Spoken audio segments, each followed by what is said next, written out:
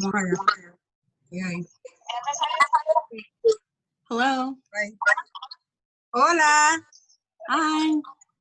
Oh, espérate, déjame engancharle a esta que está hablando. Hola. Hola. I don't see anybody yet. No, let me, No. déjame poner mi cámara. Maybe estoy. Oh, Can you see me? ahora. ¿Tú me ves, Ginette? Ya te veo. Okay. ¿Me ven? ¿Quién es Tania Marlene? ¿Y esto qué pasó? Todavía ellos no me han puesto, así que yo todavía tengo que Oh, maquillar. okay. Pues yo voy a estar Yo aquí tengo un poquito entonces. pero We're on standby, así que si quieren, a lo que yo me...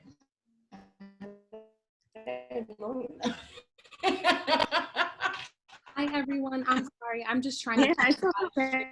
the Facebook group. Because I saw a flyer just now that it said 7 o'clock. She messed up. Yeah, that If I go back in and fix it, That was an error on my part. Okay. because they'll confuse people. Yeah, it confused a lot of people too. It said 6 and 7, then I was like, oh, I'll just wait. ¿cómo yo puedo enviarle a mi amiga que está esperando para ver si Cuando ella lo puede ponga entrar? en Facebook, yo te paso el enlace. Porque ella se quería meter aquí. Ella está ahora mismo en el... Yo creo que esta mesa me Pero queda. no es por el Surgery 411 que ellos se tienen que meter en el live de ahí. Yeah, yo le dije a todo el mundo que fuera por el live de Surgery 411. El problema con eso es que ella tiene que darle a la gente to join. Yeah, to join. I told them to join, so. Yeah. Okay, it should be up and ready in about 1 Hace un santo calor. Sí, yo me metí acá porque estoy en el aire metida por eso mismo. Porque hace calor. Uy, sí. Sí, pero el aire después te hace... Bueno, el tuyo no está haciendo, pero aquí hace sonido. I'm just checking.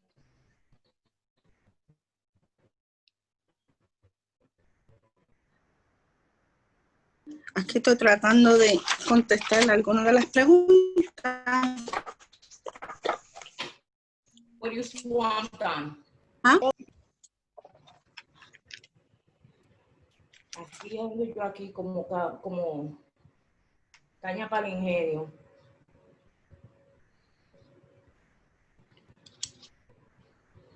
I'll just go along with whatever question you have. I'll just improvise. Que tengan una idea de qué más o menos se le va a preguntar.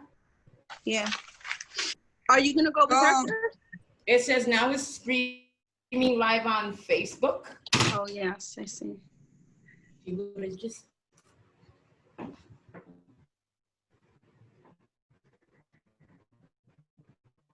Okay, perfect. So I wanted to thank you ladies for joining the platform. I was not going to go live, but Yvonne definitely encouraged me to. And so as a result of her doing that, I definitely wanted to say a few things just before we got started today. So first and foremost, I took the time to write something, and I wanted to say good evening. I want to start off by thanking our special guests and also live streaming with us tonight. I originally decided I would not join the live stream tonight. However, after speaking to Yvonne, she decided that it would be best for me to join. And I decided to take this time to say a few words. In June 2017, Surgery 411 birthed what would be one of the largest online social hangouts to share reviews. Surgery 411 is a transparent surgery platform that makes certain that every patient is safer one review at a time. Our primary objective is to guarantee that all our patients are fully aware of the safety of the process before having surgery. We are a social hangout that believes in bridging social media with human experience and maintaining the safety of every patient right before they have surgery, but not after. Surgery 411 was founded in 2019, and subsequent to establishing that, there was a clear disconnection between patients and surgeons, as founded on review. Our sole purpose is to hold doctors and related beauty officials in the industry of plastic surgery accountable. This is Elizabeth. I see you on the screen right now. This is Elizabeth. Hi. Acá tenemos a Janet Hernández. Hola. Y tenemos a Tania Marín. Ella es desde Argentina. ¿Cómo están, señoras? Good, Hi. thank you. Very well. Muy bien, gracias. This is Elizabeth. Hi. Acá tenemos a... Okay, there she is. Hi, she's back. Hola. I am sorry, guys. Y tenemos a Tania Marín. Ella es desde Argentina. ¿Cómo están, señoras? Good, Hi. thank you. Estamos bien. Very well. Muy bien, gracias. This is Elizabeth. Hi. Acá tenemos a... Okay, there she is. Hi, she's back. Okay. Hola. Hi. Hi, I'm back, everybody. Hi, Isis. Tania Marín. Isis, could you do me a solid favor? Could you please pass the link? A lot of people have not been let in the group, so they're not able to see. Okay, there she is. Hi, she's back. Hi. I'm back, everybody. Hi, I'm gonna go ahead and Isis, could you do me a solid favor? Could you please pass the link? A lot of people have not been let in the group, so they're not able to see. okay, I'm at it. I'm approving everyone now so that way they Okay, can. there she is. Hi, she's back. Ladies, you should mute your mics. Isis, could you do me a solid favor? Could you please pass the link? People have not been let in the group, so they're not able to see. Okay, I'm at it. I'm approving everyone now so that way they Okay, can. there she is. Ladies, you should mute your mics. Isis, could you do me a solid favor? Could you please pass the link? People have not been let in the group, so they're not able to see. Okay, I'm at it. I'm approving everyone now so that way they Okay, can. there she is. Okay, can everybody hear me? 'Cause I Ladies, keep hearing the you same should thing mute over. your mics. Isis, could you do me a solid favor? Could you please pass the link? People have not been let in the group, so they're not able to see. Okay, I'm at it. I'm approving everyone. Okay, I'm sorry about that. I had Facebook open at the same time, so it was sharing to me over. I'm going to go ahead and, can everybody hear me? Give me a thumbs up. Okay, perfect. So this is my first time doing this, so I definitely want to apologize for the technical difficulties that I had while doing this. I was in the process of reading something about Surgery 411 and just what led us to doing this today. So I am going to go ahead and I'm going to read that again, and then after that, I'm going to pass everything over to Yvonne. I wanted to say good evening to everybody first and foremost, and I wanted to thank our special guests and all Silhouettes live streaming with us tonight. I originally decided I did not want to join the live stream. However, after speaking to Yvonne, she decided that it would be best for me to join, and I decided to say a few words. In January 2017, Surgery 411 birthed what would be one of the largest online social hangouts to share reviews. Surgery 411 is a transparent surgery platform that makes certain that every patient is safer one review at a time. Our primary objective is to guarantee that all our patients are fully aware of the safety of the process before having surgery. We are a social hangout that believes in bridging social media with human experience and maintaining the safety of every patient right before they have surgery, but certainly not after. Surgery 411 was founded in 2017, and subsequent to establishing that, there was a clear disconnection between patients, surgeons, as founded in our reviews.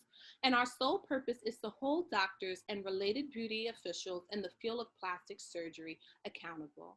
Over the years, we are proud to continue growing exponentially by helping to protect and keep patients even safer. We strive to enable people to make intelligent and definite decisions about cosmetic surgery and procedures.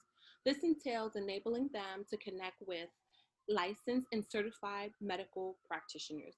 You can choose the most preferred doctor from a list of the most reviewed and most rated, and that is how we have been able to help keep patients more safe. And I definitely wanted to go ahead and say that at Surgery 411, we take pride in our ever-growing numbers of people who have chosen to make us their number one source for referrals. I want to thank you ladies so much for joining the Surgery 411 platform tonight and giving your experiences and sharing with those in the community. I'm going to go ahead and I'm going to mute my mic and I'm going to allow Yvonne to take over.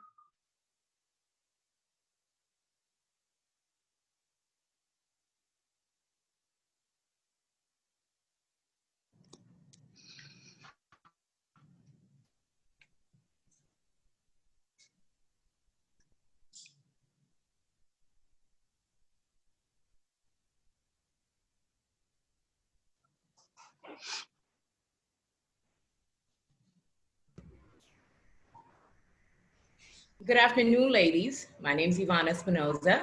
Hi. Hi, Isis. Elizabeth, Janet. Hi. Hello. Welcome to our meet. Today we're going to be discussing plastic surgery outside the United States and the experiences you had. We're going to be touching on the experience you had, what doctors you went to, and what has happened to you guys. And would you recommend being outside of the country to have certain procedures? Okay. Isis, hi.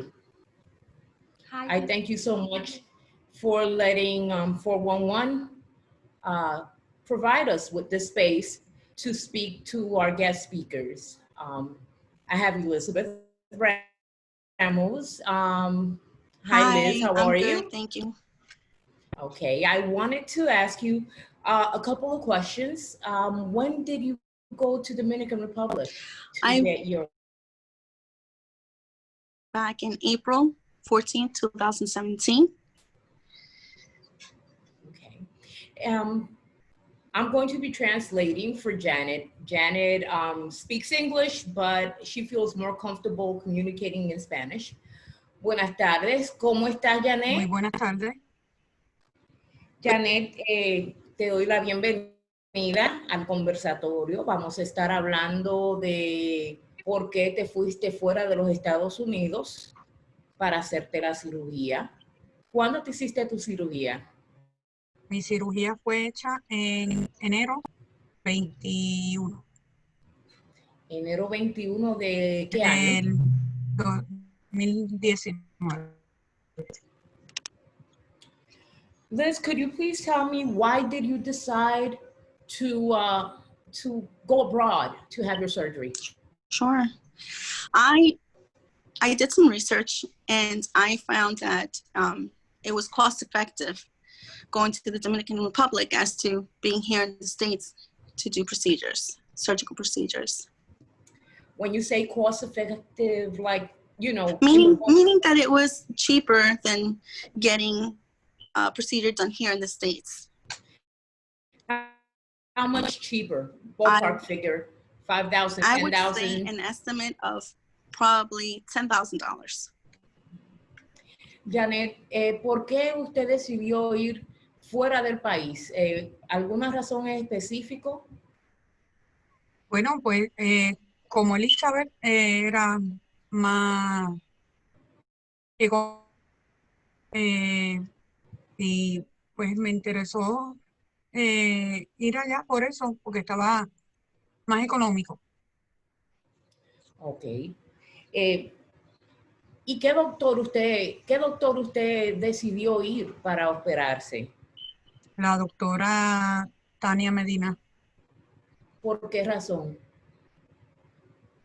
Pues yo fui a donde ella, o sea, decidí ir donde ella, pues porque me gustó en la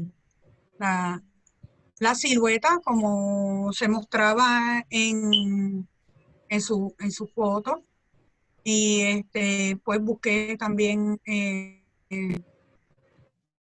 información.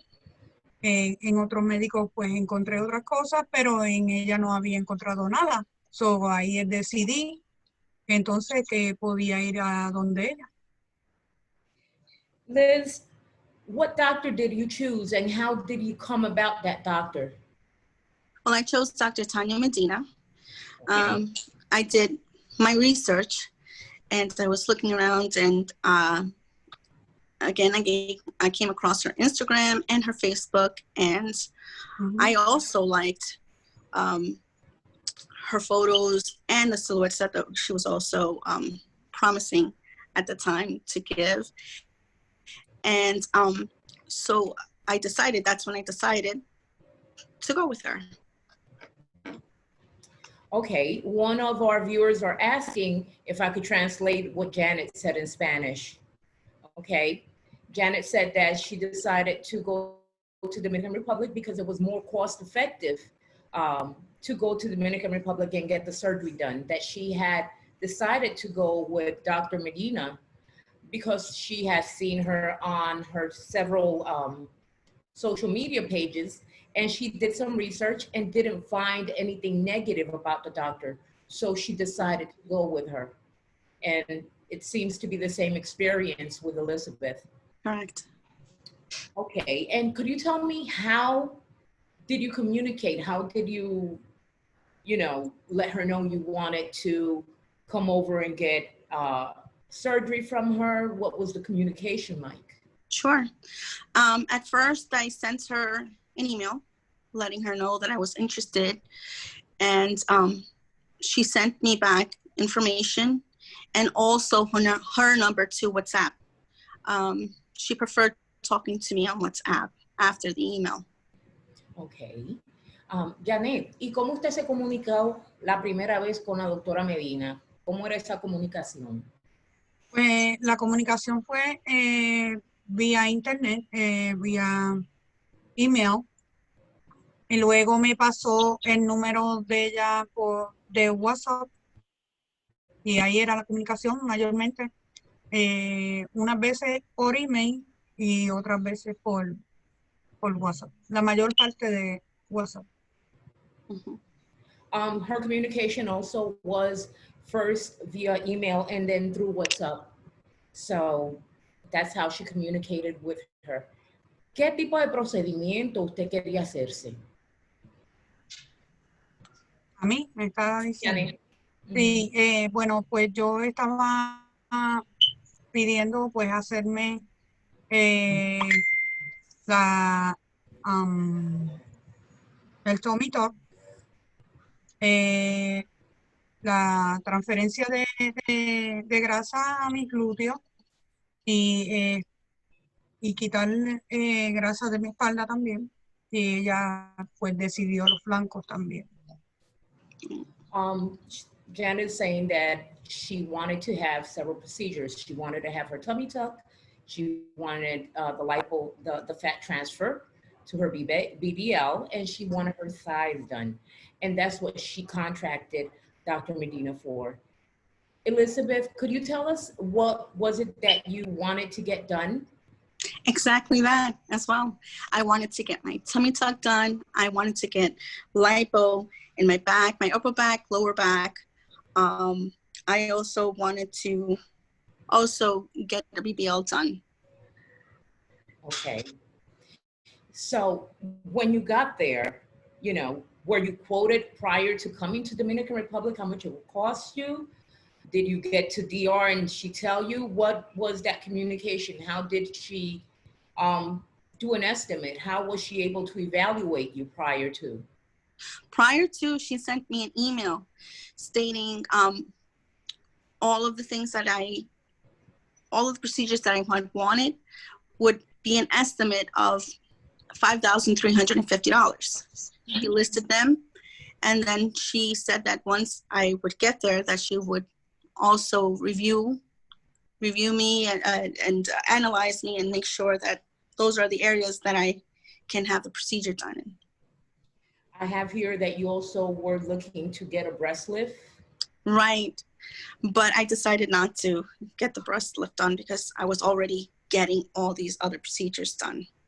Okay.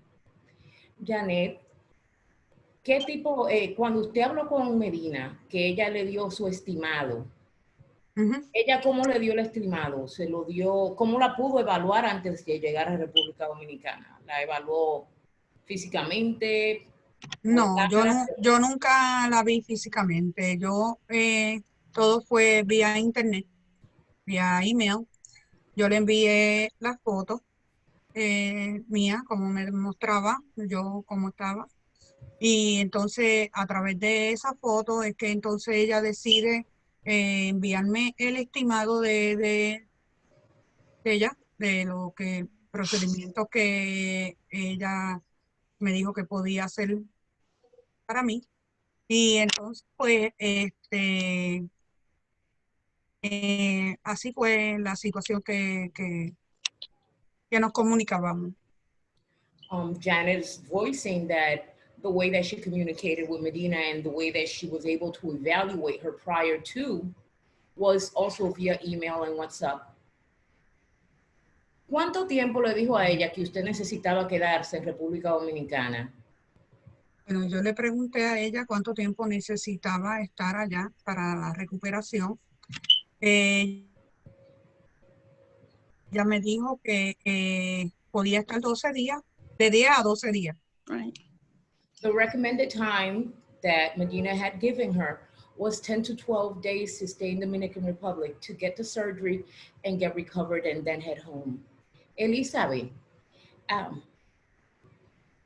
what was the recommended time that Medina had given you to stay in Dominican Republic?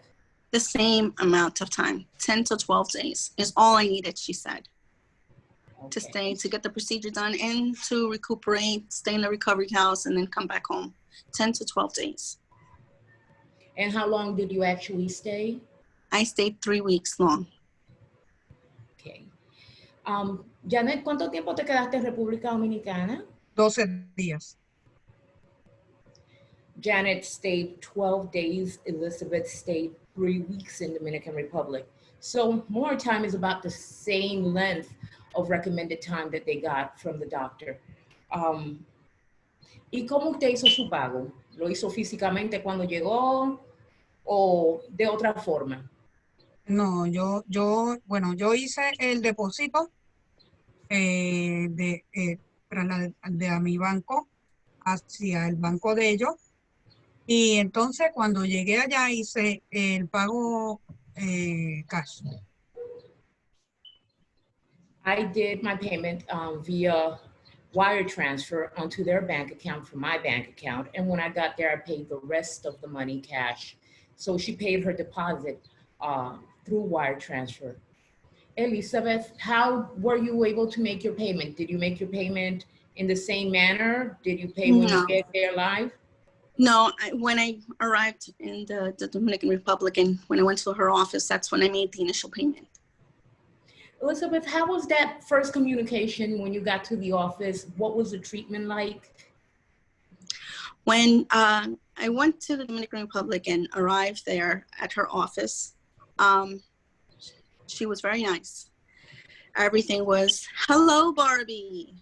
I'm here for you. I'm going to, you're going to have the best results when I'm done with you, and promising me everything under the sun, trying to be very nice. That's how she was. You were personally greeted by her or by her staff? No, I was personally greeted first by her assistant, Mariel. That was her personal assistant. Thank you. Janet, cuando tú llegaste a República Dominicana, a la oficina, ¿cómo te trataron? ¿Con quién fue tu primer contacto? Bueno, mi primer contacto fue Mariel. Con ella fue que yo hice todo, los pagos. No vi a la doctora en ningún momento ese día.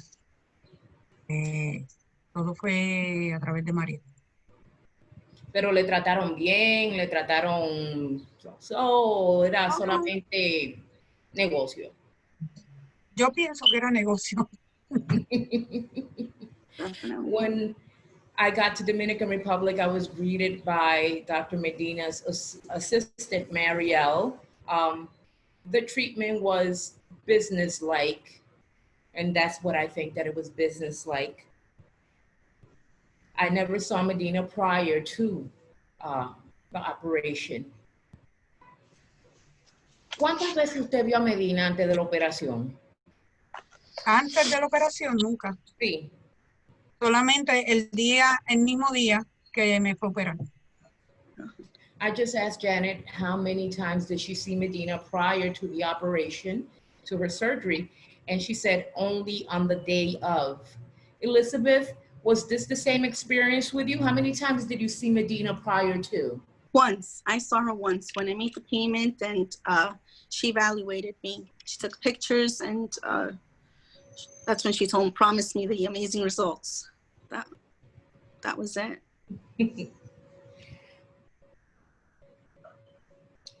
Did she make you sign any forms that explain the risk of what you were, of the procedures that you were getting into? I mean, one thing is signing them, but did she give you like a really clear picture of what was going on, or just rattle things off? Just, she had me read it on my own, didn't explain it.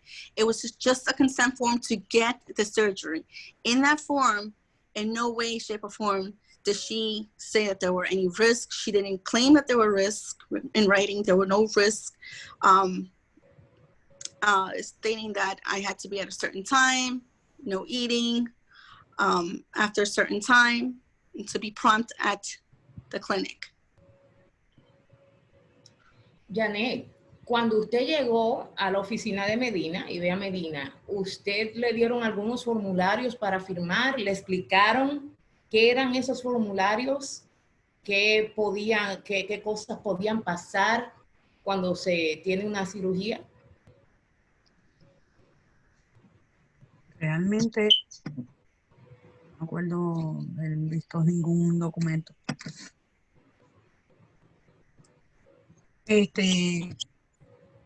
Yo sí llené unos papeles cuando fui a donde Mariel, pero el día de la cirugía como tal, yo no llené ningún papel. Entonces, ¿a usted no le explicaron en ningún momento cuáles eran los riesgos? No. No. Janet is saying that unlike Elizabeth, she didn't sign any forms. She never got any explanations of what were the risks or anything. She didn't see Medina until the day of the surgery. She went straight into surgery. No forms, no nothing. She only signed certain forms when she met with Marielle when she first got to the country. Elizabeth, did you get surgery at the place that you signed up for? No.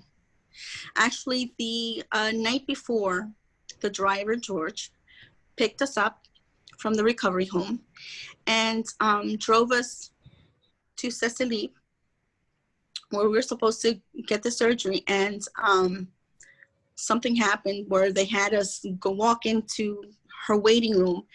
And one of her staff members came out and says, we're not going to be able to do the surgery here. Wow. Because of bacteria. There was a spread of infection or bacteria in the surgery room. So we had to be transported to Cecily to get the surgery done. Okay, and had you at any point seen that, you know, that office prior to, was it ever mentioned? No, it was never mentioned. It was arrived there, that the bacteria happened, and we were transported to another office, a couple miles down. Wow. Janet, ¿a usted se le hizo la operación en qué clínica? ¿Fue la clínica a la cual usted había firmado para ir, la que le dijeron que usted iba a utilizar? En Cecily. Yes, I had my surgery in Cecily. ¿Me puede decir qué pasó cuando usted llega el día de la operación? ¿Cómo era? ¿Cómo se sentía usted? Bueno, yo llegué el día antes, en la noche antes, por la tarde, porque me llevaron para para el hospital. Entonces yo dormí en el hospital. Y entonces por la mañana es cuando veo a la doctora, que fue el día de la operación. Yo estaba dormida y ella llegó, ¡hola, Barbie! Y así porque me despertó, yo brinqué, yo caí sentada en la camilla. Y entonces ahí es que ella me ve y yo la veo a ella. Ahí es cuando yo realmente logro verla. Y ella me marcó las partes que ella iba a hacer. Y entonces de ahí me dio una pastillita azul inmediatamente. Ahí es cuando yo me tomo la pastillita y estuve allí esperando el cirugía y yo entré en mis pies. Pero tú entraste por tus pies. Por mis pies. A mí no me llevaron en una camilla para la sala de cirugía. Yo entré caminando. Wow. Janet is saying she recalls the day of the surgery was the first time she sees Medina. Medina, you know, comes into the room and shouts, "Hi, Barbie," which shocked her, you know, into awareness because she was still sleeping, that it was very early. And at that time is when Medina, you know, introduces herself, marks her up and tells her the kind of work that she's going to be doing and hands her over the little blue pill, which she takes. She's saying that she was not put in the gurney and wheeled into the operating room. She walked herself into the operating room, which, wow, to me is just quite shocking. Mm-hmm. Elizabeth, could you tell me what was your day like on the day of the operation? Sure. I won't forget it. Woke up in the morning. She didn't greet me at all.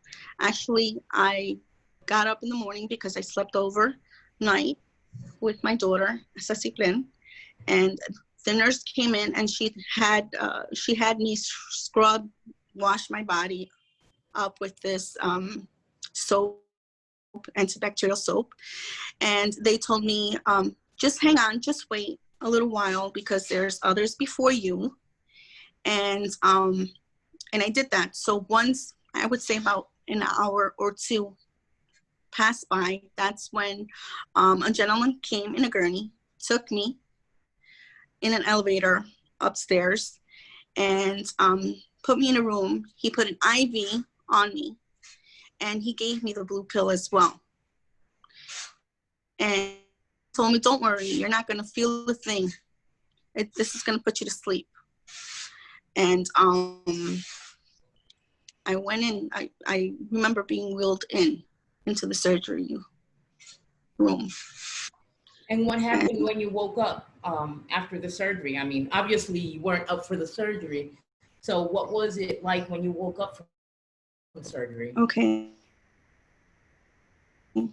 Well, it was 7 hours later that I had woken up, but I woke up very, very lethargic and so much pain, so much so that I was in and out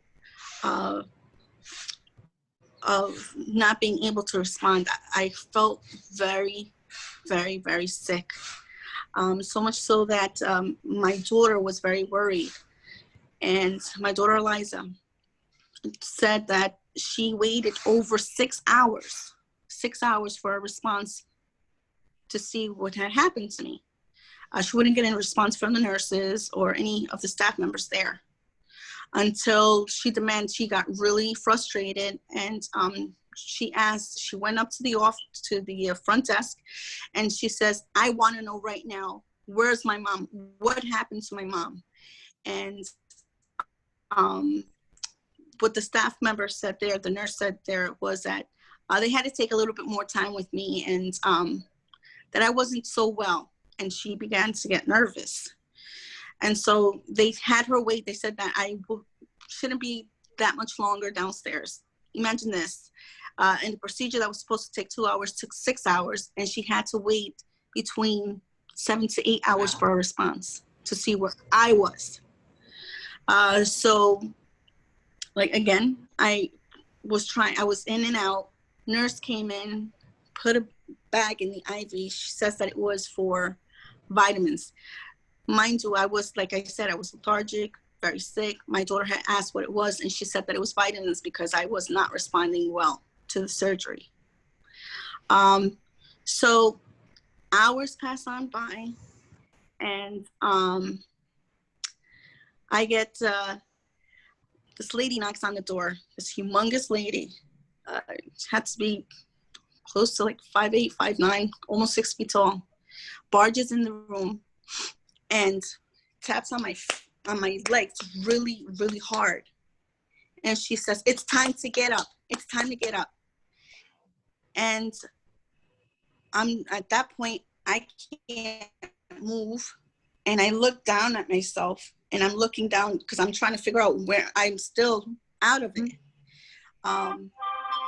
She goes, "You got to get up." And she lifts me up off of my bed. She lifts me up and she says, "It's time for massage." But mind you, I could barely stand up. I was feeling like nauseous. I was bleeding. When she stood me up, I was bleeding from my wounds. I just freshly gotten my tummy tuck done, and I was bleeding. And my daughter goes to her, "You have to take it easy. She's bleeding. Can't you see that I was screaming profusely because I was in so much pain." And she says, "Oh, this is part of the process. You just have to just hang on. Just try and be strong." And she rips off my faja. She starts taking it off. And mind you, there's just no sympathy, no empathy, no nothing towards me. And I remember just crying profusely and just trying to pray at the same time and trying to look at my daughter, and she's just trying to clean me with these wipes, but aggressively, very aggressively. And she starts putting all her weight. She had me lean over, like bend over to the bed, and starts massaging me. And that's when even more blood just started coming, gushing all over the place. And my daughter's looking at her like, "What are you doing?" She's like, "I said again, this is necessary. This is part of the process." So she does that, and she doesn't even hear my cries. She doesn't even hear my screams or anything. She puts my faja back on. Mind you, it's still bloody. The faja it's still bloody. My sheets were blood, and she props me back in the bed. She just plops me there. And so I was in total disbelief, and so was my daughter. And that's how it was for me, for me to wake up from that. It was very traumatic. My experience was very traumatic, waking up from that surgery. Wow, I'm very sorry you had that experience. Janet, ¿y cómo fue para ti cuando tú despertaste de la cirugía? Bueno, ¿Qué pasó? Cuando yo desperté de la cirugía, no sé qué tiempo estuve en sala, pero pues cuando desperté, pues mareada. Realmente no te puedo decir que como Elizabeth, que tenía dolor, no, yo no tenía dolor. Sí, estaba inflamada. Lo que estaba era, pues, con la reacción de la anestesia, pues estaba media dormida y despierta, pero no sentía dolor. When I woke up from surgery, I was still a little doltish from the medication. I was in and out. I didn't feel much of anything. I don't know how much time I was out for, but I didn't feel any pain. I was just a little insomniated from the medication. Después de su operación, ¿usted vio a Medina inmediatamente? ¿Usted vio a su doctor inmediatamente o a la semana? ¿Cuánto tiempo duró para verlo? Yo vine a ver a Medina, creo que fueron como 3 días después de la cirugía. I came to see Medina 3 days later. ¿Y dónde la vio? ¿La vio en la oficina? En la oficina. Medina vino. 3 days later, she had to go to Medina's office for her checkup. That's the next time that she saw Medina. Elizabeth, when was the next time that you saw Medina after you got your surgery done? I would say at least 3 days after. And I was not well. I was not well. After the surgery, I was let go and they took me back to the recovery home. Mm-hmm. But the thing was that I had to walk to the top floor. I was placed in the top floor. It must have been like maybe 18 to 20 steps, maybe even more. Mm-hmm. And I had to walk them by myself, feeling so much pain. I was dizzy, nauseous. I was very, very sick. And all I asked the staff there, please help me, please help me. I really can't do this on my own. I can't walk up the stairs by myself. And what they told me was, no, hang on to the banister because this is part of the process. You have to do this on your own. It doesn't even matter if it takes an hour for you to get up the stairs, but you have to do it on your own. No help from your daughter either. You have to do it. And sure enough, I took a very long time walking up the stairs and feeling worse and worse and worse. And it was the worst experience. Worst experience until I got to my room. I can tell you that those 3 days in between were horrible. I couldn't sleep. I couldn't tolerate my food. My medications were not given on time.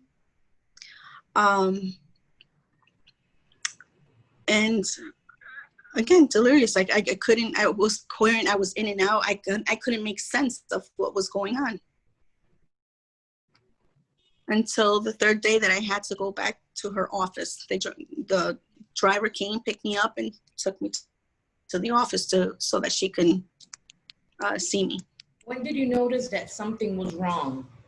Did you notice immediately or a couple of days later? Immediately after the surgery. I knew for a fact that I wasn't myself. Not even after surgery. I don't think anybody would feel the way that I was feeling. I was feeling like my insides were burning instantly. Heat all over my body. Wow. Janet, yes. ¿Cuándo se dio cuenta usted que había algo que no andaba bien? ¿Cuándo se percató usted de que algo no andaba normal con usted? Pues mira, yo empecé a ver que mi piel se estaba enrojeciendo en esa área de entre la pelvis y mi barriga, ¿verdad? Donde se hizo la incisión.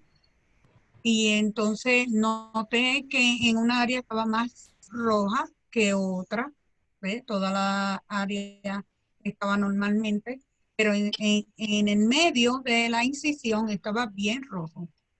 Ahí es donde yo pues empecé a ver el cambio y entonces pregunté que por qué se estaba poniendo tan rojo.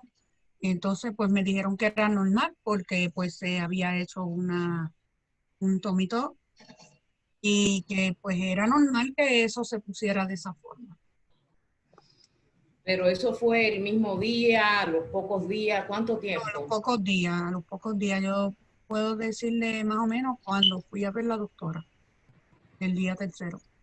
Cuando usted fue a la doctora, ¿quién le dijo a usted que eso era normal? Ella, la doctora Medina. At the third day, Janet's saying that on her third day visit to Dr. Medina, she noticed that her incision was red and it was warm. And the center of it was more red than the rest of it. And when she inquired about why was the incision red, the doctor told her that it was normal for it to be red, being that it was just cut. So she was saying that her incision looked normal, that it was perfectly normal for it to look red. También, perdona, tenía quemadura en el lado derecho de mi cadera también. Ya esa sí tenía quemadura. Ya yo había salido de sala con esa quemadura. Yo tengo fotos de eso. I also noticed that I had a burn on my thigh, and I do have pictures of that. I did notice that I had that burn. I had come out of surgery with that burn there. ¿Y qué razón le dio la doctora? ¿Por qué la doctora le dijo No, que estaba eso pasando? era que mi piel estaba perdiendo oxigenación y que entonces iba a necesitar ir a la cámara. The doctor said that the reason why she had her skin looking so red was because her skin was losing oxygen and that she would need to go to a chamber in order to fix it. Elizabeth, what reason did the doctor tell you, give you for you feeling so weak, so down? So when I went on the third day to see her, there were like, I can tell you in the waiting room, there was like maybe 30, 40 patients. And she had me waiting there. I couldn't stand on my own because, again, I was feeling very sick. I was pale. Mm-hmm. I couldn't stand on my own. And so they had to go get me a chair to sit down. So I'm guessing that someone made it to her attention that I was not feeling well. I didn't look right. So she came to me and my daughter, and she looked at me, but I noticed that day that she was not the preppy Barbie. Her attitude was totally different already. She was very rude towards me and my daughter. And she's like, oh, well, she's looking kind of pale. We're going to have to run some tests and see what the results are, her blood tests. And you're going to have to wait a while for them. So that's exactly what happened. I went into their makeshift lab and got some blood work done. And it so happened that my hemoglobin went down. I lost a lot of blood. And that was a couple hours into me waiting there. She had us wait there, and she approached us and said that my hemoglobin was low, and that the next course of action would probably be to get a blood transfusion. Now, being in another country and getting a blood transfusion, you're a bit leery because, you hear horror stories. Mm-hmm. But so she goes not to me because, again, I was incoherent. I really couldn't make things out. She told my daughter, she says, well, she needs the blood transfusion now. And if something happens to her, that's on you. If she dies, that's on you. You need to call your father. You need to call your family to get more money for this blood transfusion, for these procedures to get done. And that's it. Make your decision and let me know what you want to do. That's what she said. So my daughter, being an 18-year-old, is faced with all these oppositions, all these things that are just, it's overwhelming. It was overwhelming for her. And to be told from a doctor, a professional doctor, make your decision whether your mom wants to live or die, get the transfusion. If not, then it's on you. That's something that my daughter is going to have to live with, hearing that over and over again in her head for the rest of her life. She was not professional at all. In other words, I was trying to, again, I was trying to just try to give her some, how can I say, just try to calm her down, because I knew my situation was not getting any better. It was very, very, very bad at that point. Sorry. Janet, cuando fuiste a ver a la doctora, ¿cómo fue la comunicación? ¿Cómo reaccionó ella al ver tu herida? Pues mira, ¿Ella cambió su actitud o era la misma persona? No era la misma persona gentil. que vi aquel día de la cirugía, no fue la misma persona, entiendo. Pero la vi por poco tiempo, ¿no? Realmente no tuve mucha comunicación con ella, porque realmente ella puso a sus asistentes a darme los masajes. Sí, en un momento ella se asomó y cuando vio que ya empezó la necrosis a salir, ella le decía entre la puerta de donde estaba el cubículo donde yo estaba y donde la enfermera, o no sé cómo es que le dicen, yo no sé porque le dicen doctores allí a todo el mundo. Y entonces pues que la que era la que me estaba dando el masaje, le dice, untale mucha crema y masajéale mucho, como si la crema me fuera a salir la piel de nuevo, ¿ves? Ahí en el momento. Que me uncara mucha crema, que la mezclara con la otra y la otra y la otra, y hiciera un mejunje ahí, y entonces me lo echara en la piel y siguiera frotando, a eso era lo que le decía.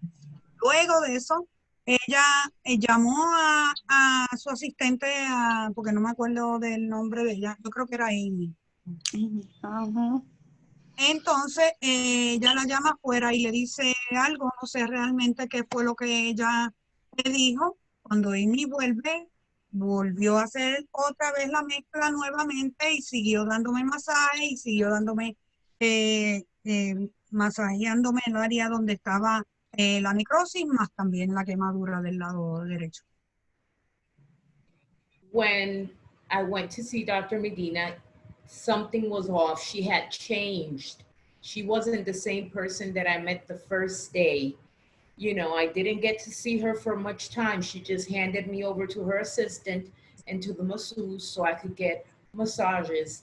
I did catch in between the office and the hallway when she was telling her assistant, take a lot of cream and put a lot of cream on the necrotic area and massage it, do a lot of massage, as if massaging it was going to make my skin better.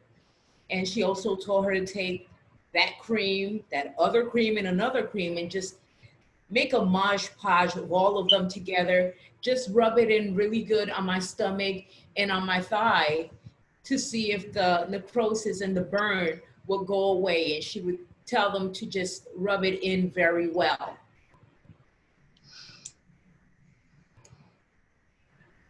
¿Qué tipo de tratamiento ella le dijo que usted necesitaba para remover eso? No, ella en todo momento lo que me decía era que tenía que ir a cámara porque tenía la oxigenación de mi piel estaba perdiendo oxigenación. Eso era todo lo que ella me decía. Y luego, entonces, creo que fueron el día antes de yo irme, que fue que la vi, ahí es donde ella me dice que lo que yo tenía era necrosis. Por eso digo necrosis, porque antes de eso yo no sabía que era necrosis. Yo pensaba que era algo normal que estaba sucediendo por la cirugía, que tenía esos rojizos y eso, pero no sabía que era necrosis. Hasta tanto que yo me voy a ir, que entonces ella me notifica que era necrosis. She just told me that I would have to go into the chamber so I could get oxygenation because the area was without any oxygen. She never told me it was necrosis. I'm calling it necrosis because 2 days prior to leaving is when she informed me that it was necrosis. And I just thought it was a red area that was normal from the incision because that's what she had said originally. ¿A usted le vendieron algún tipo de seguro? ¿Ese seguro le cubre tratamiento adicional? No me lo cubría. Lo de la cámara lo tenía que pagar, costearlo yo. Y las cremas las tuve que comprar yo también. Las cremas que me estaban untando ahí, yo las tuve que comprar. ¿Y más o menos cuánto costó de bolsillo suyo? Bueno, yo le puedo decir realmente que fueron alrededor de $300. ¿Y la cámara de oxígeno estaba incluida con esos $300? No, porque fueron varias veces que yo fui, creo que fueron como 6 veces que fui, y fueron $60 cada vez que iba. I was informed that I had no insurance to cover the chamber that she was recommending. It was $60 every time that I would have to go get a treatment. In addition to that, I had to get another cream that was $300 that I had to pay out of pocket. So every time I would go to get my hyperbaric chamber treatment, I would have to pay $60 out of my pocket. Otra cosa, entre las cremas que yo compré, había una crema que era una crema facial. In between the creams that she recommended that I buy, there was a facial cream. ¿Y para qué era esa crema facial? Crema para las arrugas. Oh my God. Crema para las arrugas que le estaban aplicando, ¿dónde? En las En arrugas. el área de la necrosis y la quemadura. Also, Ese era lo que ellos estaban mezclando, todos esos medicamentos. in between the medication that the doctor said that I had to buy, there was a facial cream that they were using to mix in with the other creams.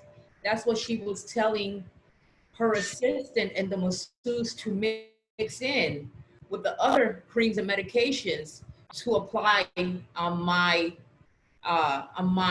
incision. It turns out to be that cream is anti-aging for wrinkles, not for anything to do with my incision.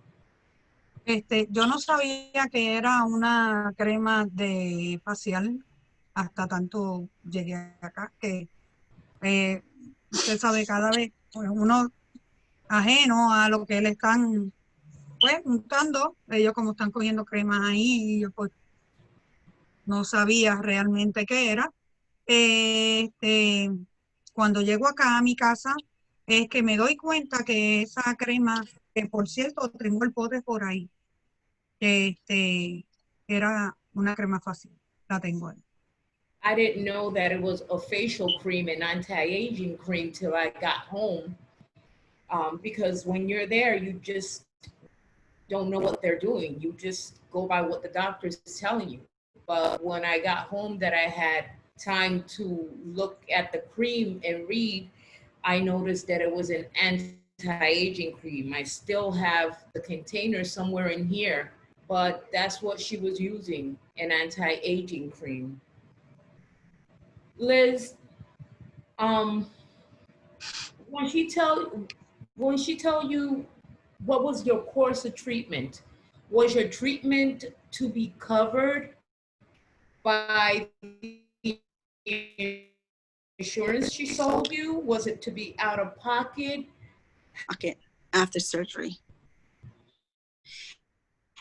And I can tell you, and everything was in excess of over treatments with blood transfusions, and also she required for me to get creams also. I would say an estimate of over $1,000, over that. Do you recall how much it was separately, how much the transfusion was? Because you said that, you know, she told your daughter she had to get the money. Right. Do you know how much it was? To be quite honest, I'm guessing, I'm not sure, but I believe that the blood transfusion was over $400 alone. It was possibly over $400, plus the oxygen chamber therapies were, I believe, like $75 at a time for each treatment. And I had like maybe 5, plus the creams that were separate.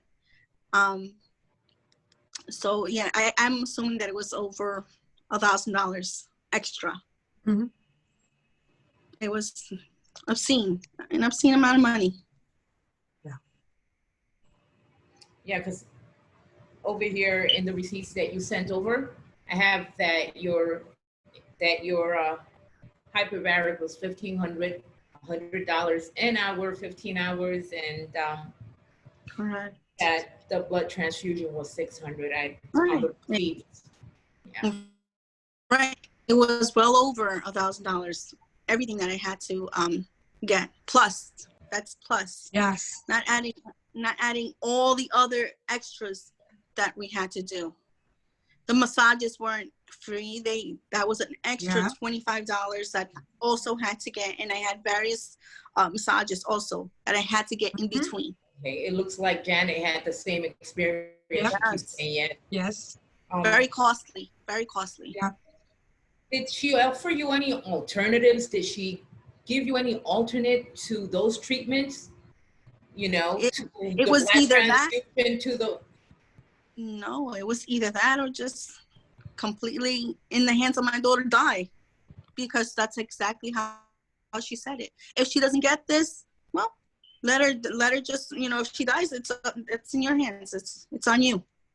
That's what she told my daughter. So what other choice did we had to comply with what she ordered. I mean, of course, my daughter didn't want me to die, so we had to get all these treatments done. Wow. And not to mention that it was such a roller coaster ride, everything that happened. Days after the surgery, days leading into the transfusion, getting that done, that was such a mission in itself, getting the transfusion done. It was a whole lot of craziness going on. Janet, ¿la doctora le dio algún tratamiento alternativo? ¿Le dio alguna otra cosa que pudiera hacer aparte de eso, o tenía que ser exactamente eso? No, ella lo que me dijo fue que tenía que ir a cámara y seguir untándome las cremas. Esas fueron las instrucciones de ella.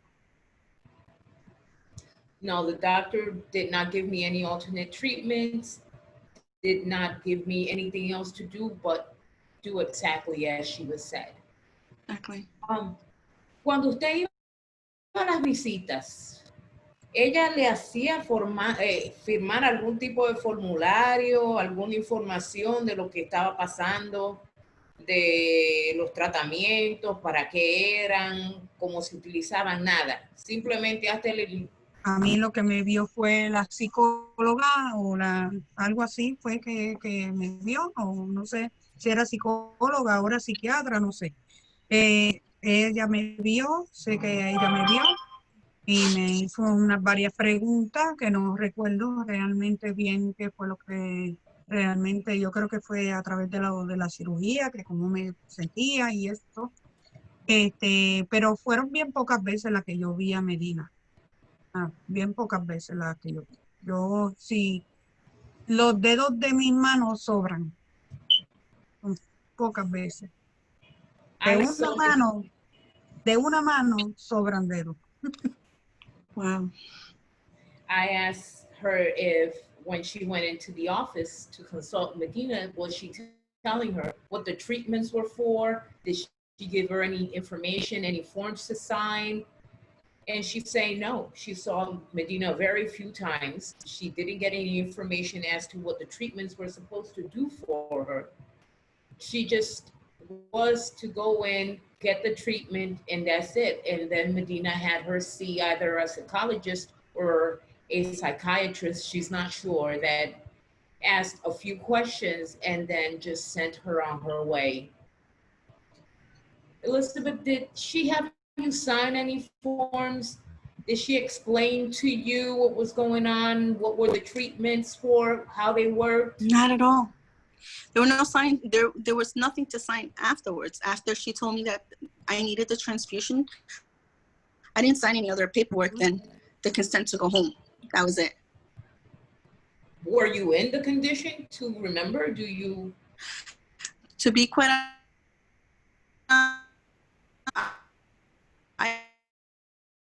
I would have remembered that, and I did